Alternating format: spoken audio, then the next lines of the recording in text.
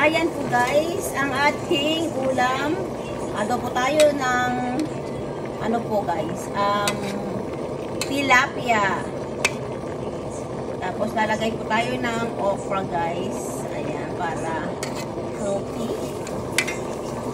Tapos lalagay tayo mamaya ng ano po guys, pechay. Para may gulay naman po ang ating nilulutong isda. Lagay natin po tayo ng sili na haba guys.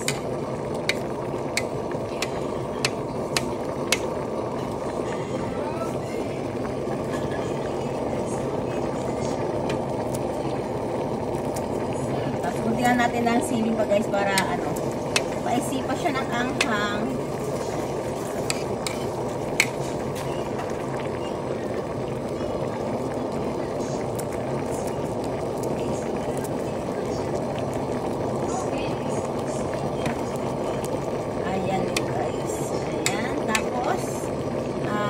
Lang po natin ng olive oil po guys.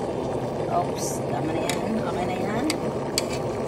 Kung wala namang olive oil guys, okay naman. Pwede naman po mantika. Nasa inyo na po yan guys. Ayan po. Tapos maglalagay tayo mamaya guys ng pechay. Ayan po guys, maglalagay po tayo ng sugang pinakurat. Ayan. Masarap yan guys, sugang pinakurat. Lalagay na din po natin yung pechay guys. Ayan. Para maiba naman guys, adobong tilapia na may mga gulay guys. Okra tsaka yung pechay. Ayan. Ito lang po natin tong yung pechay. Okay na yan.